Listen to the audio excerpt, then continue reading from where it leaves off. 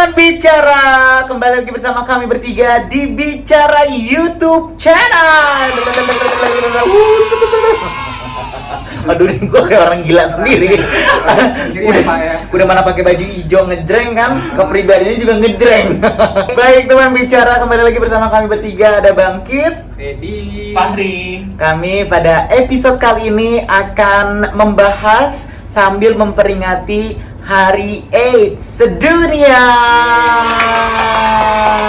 Yeay. Terima kasih teman-teman para ODHA yang sudah sampai saat ini tetap berjuang dan juga tetap bersemangat membagikan warna yang indah kepada dunia sekitar Anda. Dan kita doakan semua teman-teman ODHA selalu sehat dan bergembira lahir dan batin. Amin. Dan tentunya teman-teman sekitar Anda dan juga di sekitar kita selalu menerima dengan tangan terbuka saudara-saudara kita yang mendapatkan tantangan tambahan dari Tuhan Yang Maha Esa. Ya, karena sebetulnya nggak ada yang mesti kita hindari dari seorang, misalnya teman kita mengidap ODH terus kita hindari. Kalau gue sih malah bertanya, ada masalah kepribadian apa? Lo? Atau lo belum teredukasi dengan baik mengenai ODH HIV AIDS seperti itu sih.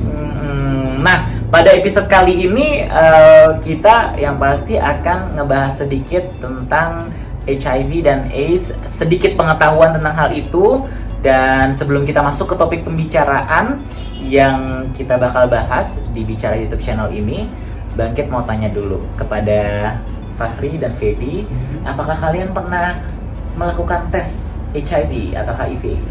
Pernah dong. Pernah. Saya pernah, bahkan rutin. Dari tahun 2010 tiap tahun kalau saya rutin. Oke. Kalau Fedi terakhir kapan? Udah lama sih. Udah. Pernah. Gak mau tanya Bangkit? Iya, Bang. Ya, kalau lu gimana? Sama, udah lama banget. Padahal lu harusnya rutin deh. Harusnya rutin karena kan kenapa harus rutin?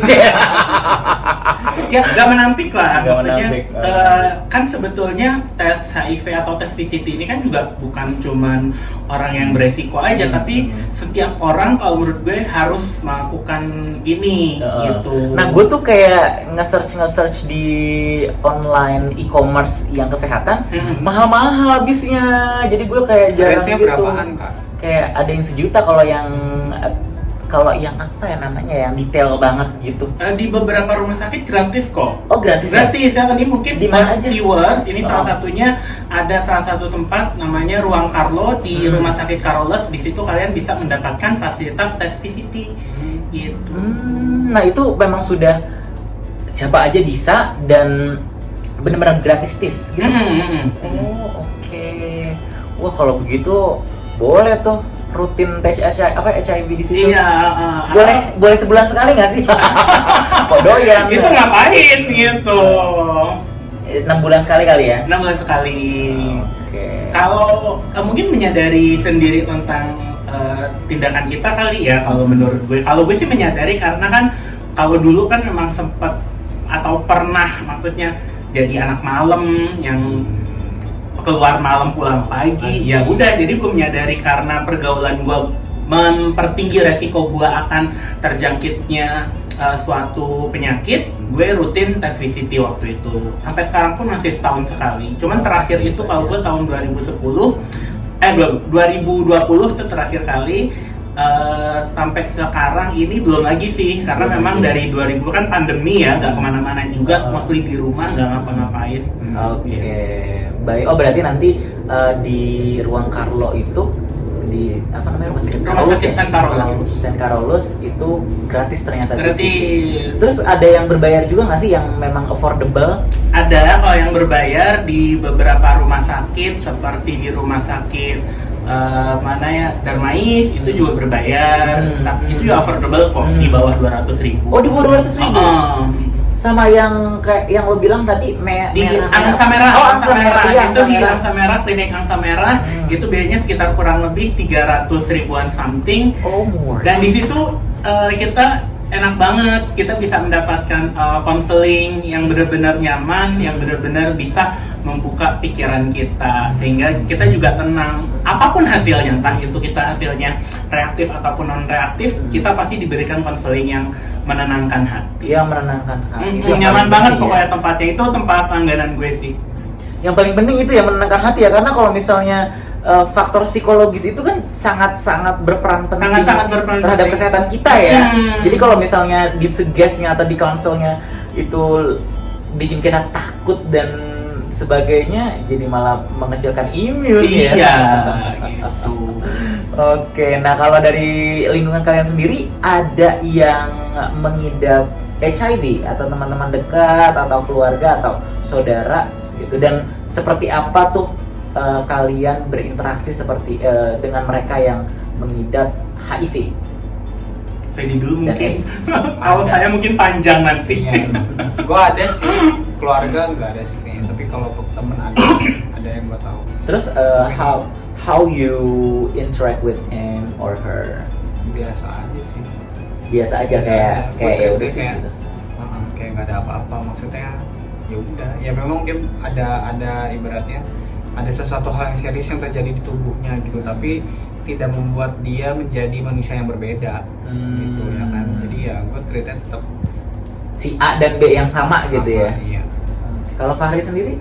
Kalau gue ada beberapa bahkan gitu, bahkan nggak cuman itu aja. Kalau misalnya ada temen gue nih yang gue rasa kayaknya ada yang salah deh nih sama nih orang, gue langsung temenin orang Tes. tersebut untuk tes gitu. Dan beberapa orang di circle pertemanan gue mengidap HIV, dan gue juga memperlakukan mereka ya sama seperti teman-teman pada umumnya, biasa aja. Iya. Gitu. Bahkan mungkin bisa memberikan perhatian lebih karena mereka memang betul-betul butuh dukungan kita, baik secara mental gitu ataupun segala macamnya lah. Kita bisa bantu semampu gue yang bisa lakukan. Gue kurang lebih juga sama sih, ada beberapa teman gue yang mengidap HIV, ya udah sama aja, kayak gue nggak ngelihat dia punya HIV sama sekali. Dan kadang suka ngingetin kayak udahlah lo makan yang tetap banyak, harus rajin-rajin makan gitu. Lebih perhatian ya. Ya kita lebih perhatian sama mereka, tapi juga nggak yang berlebihan Iya. gitu, karena akan Setidaknya risih kita nggak sih? mengingatkan. Mengingatkan aja ya, santai-santai gitu, nggak ada bedanya. Ya kita berusaha apa ya, easy going aja. Mm-hmm. Yang kayak gitu kan apa namanya ya, topik yang sensitif sih buat mereka. Dan Kalau kita terlalu gimana banget. betul. Dan dari segi menjalani hidupnya juga, kalau yang sepengetahuan gue sih teman gue itu biasa juga sih, cuma mungkin lebih kayak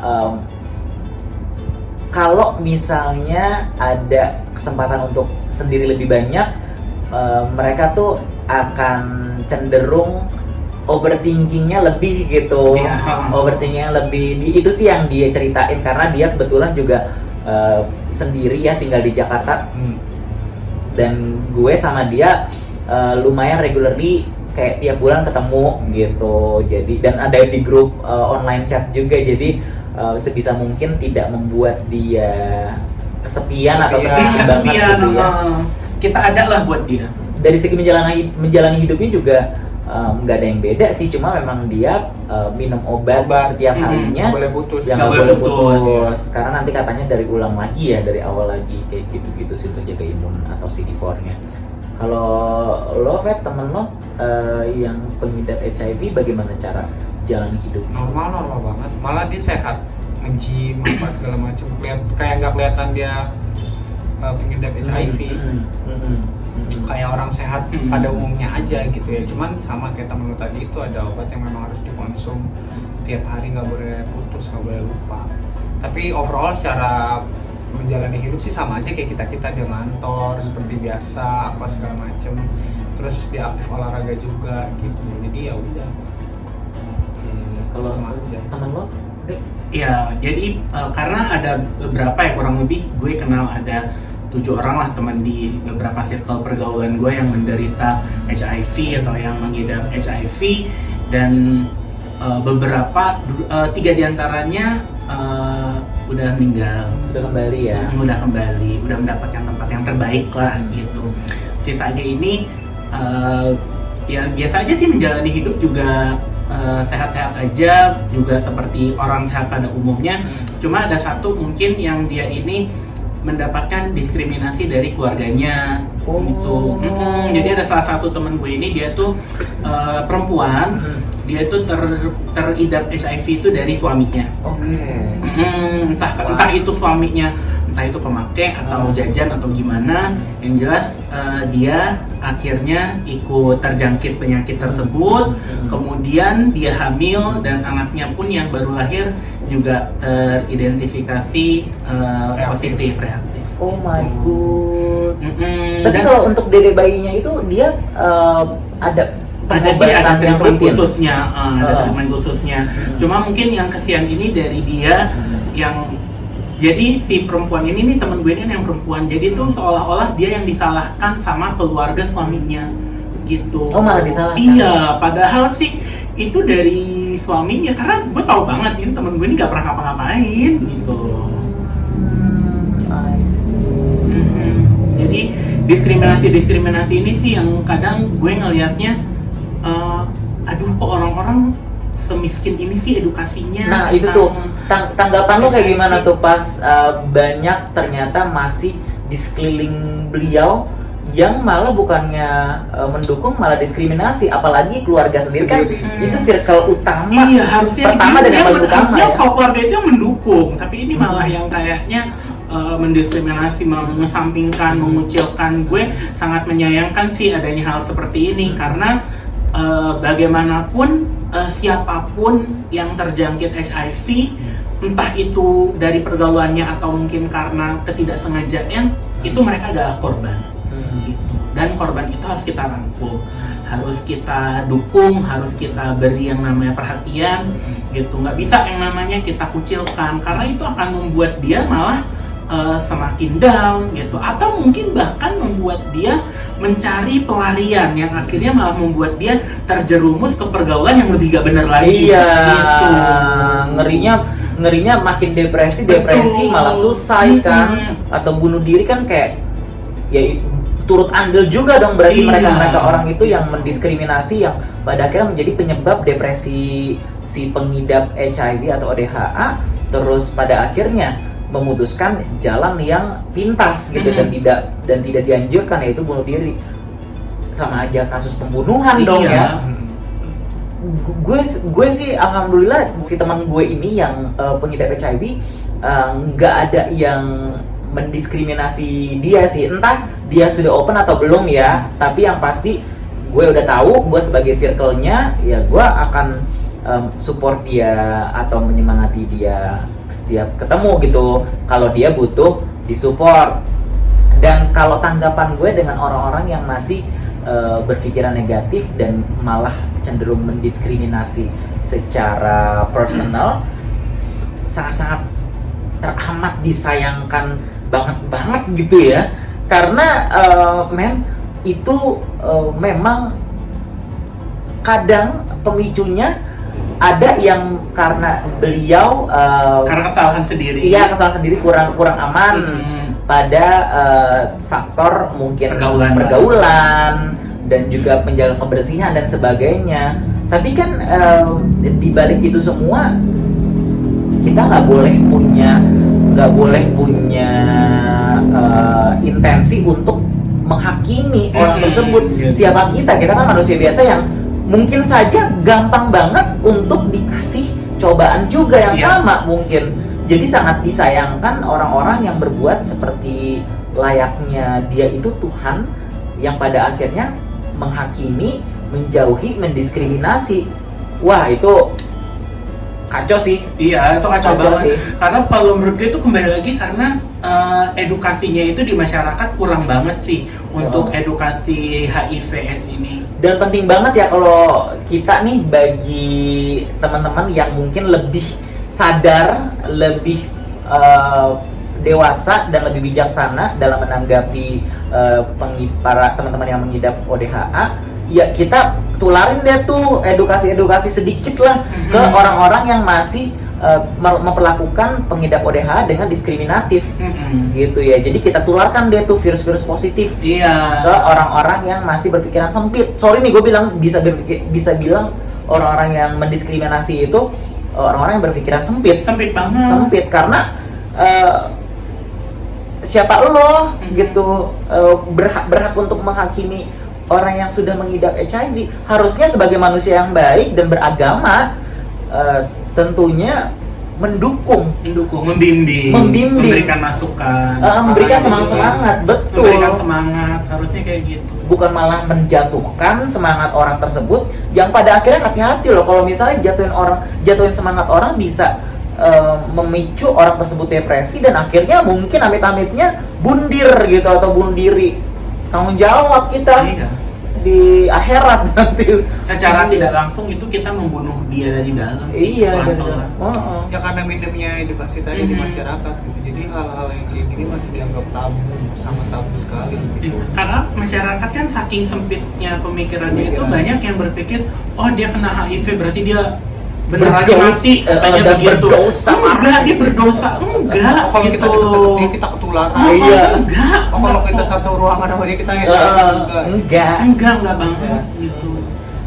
Karena memang penularannya pun setahu gue juga memang yang betul-betul kontak dengan darah ya. Iya. Kontak dengan darah ya. Dan cairan tubuh lah. Dan cairan tubuh yang memang intens gitu.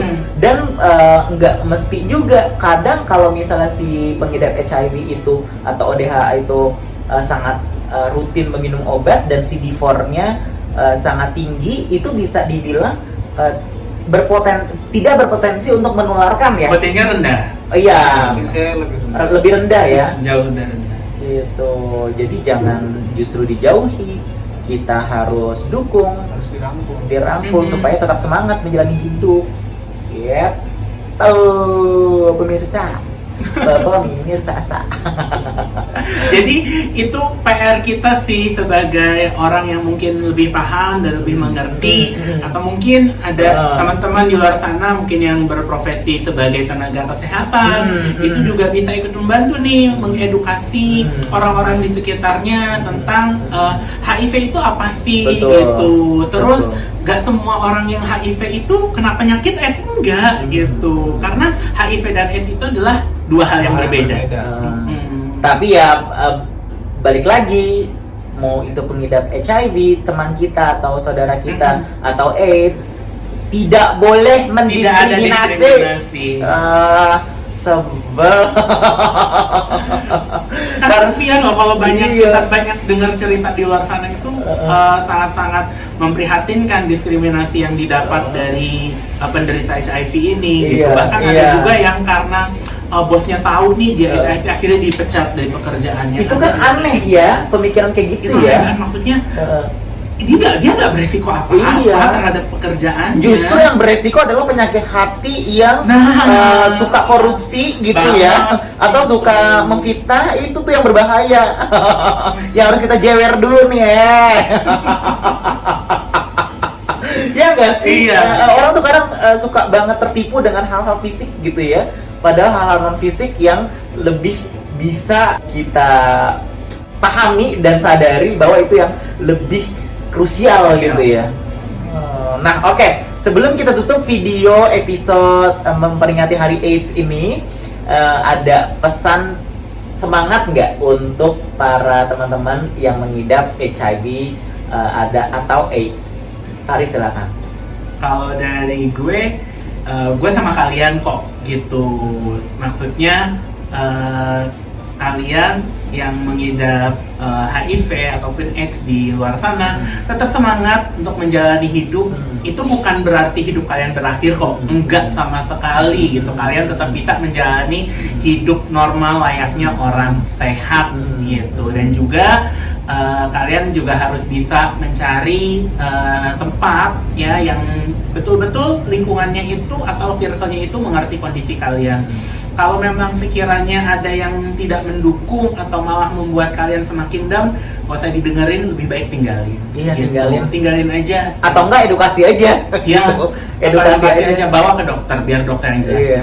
Gitu. Kalau lo, Fet, apa yang mau disampaikan, pesan-pesan semangat kepada teman-teman kita pengidap Iya, ODH? tetap semangat aja. Ini bukan akhir dari dunia gitu. Begitu kalian di apa namanya, divonis kalian mengidap HIV gitu, karena umur itu kan gak ada yang tahu gitu. Kita yang sehat-sehat aja tidak mengidap apapun bisa jadi pergi duluan, ya kan? belum tentu gitu. Jadi ya tetap aja jalani hari-hari seperti biasa aja gitu, tetap beribadah, tetap melakukan aktivitas, kalau bekerja ya bekerja, kalau memang sudah saatnya harus olahraga ya olahraga gitu. Dan jangan lupa kalau memang ada yang harus dikonsum gak boleh putus, ya itu yang harus selalu diingat. Yang harus selalu diingat sih. Oke, baik, terima kasih rekan-rekan ya, teman-teman bicara. Dan juga ada lagi nih mungkin buat yang di luar sana, mungkin yang kalau ini buat yang belum ataupun nggak tahu ya dirinya itu menderita HIV atau enggak. Yang pertama sih pastinya stay awake, stay aware, stay alive gitu. Pokoknya harus aman, kalian harus mengamankan diri, dan juga tes VCT itu kalau menurut gue wajib bagi siapapun gitu. Bahkan gue pernah pernah baca salah satu artikel, tes VCT ini sebetulnya wajib bagi mereka yang mau menikah, yang mau promil gitu ya, dan lain-lain sebagainya. Jadi ini sangat-sangat bermanfaat. Intinya kalian nggak perlu takut, karena tes HIV itu bukan berarti kita udah ngapa-ngapain kok, enggak gitu. Atau yang ngapa-ngapain ya udah nggak masalah, maksudnya kayak ya udah menjalani hidup seperti biasa saja gitu. Toh we're just human being, kita manusia biasa yang memang dilahirkan gitu ya, sudah ada sisi gelap dan sisi terang. Betul. Jadi jangan pernah deh tuh merasa kalian terang sendiri atau gelap sendiri. We're just human being. We're demon and angel in one package. So tetap semangat, tetap sehat, tetap gembira, dan tetap positif. Share positivity to everywhere you go. Dan jangan lupa untuk subscribe channel ini, Bicara YouTube channel, dan juga di like, di komen. Kira-kira di lingkungan kalian ada nggak sih teman-teman atau anggota keluarga yang juga mengidap HIV? Nah, kita ngobrol itu bareng-bareng. Boleh. Dan juga pastinya share ke semua sosial media yang kalian punya. Oke, baiklah teman bicara. Sampai jumpa di episode kali ini kita bersama-sama, dan tetap nonton kami di Bicara YouTube channel. Bye-bye. Bye-bye. Dan selamat Hari AIDS Sedunia. Tetap sehat. Tetap sehat. Tetap semangat untuk kita semuanya.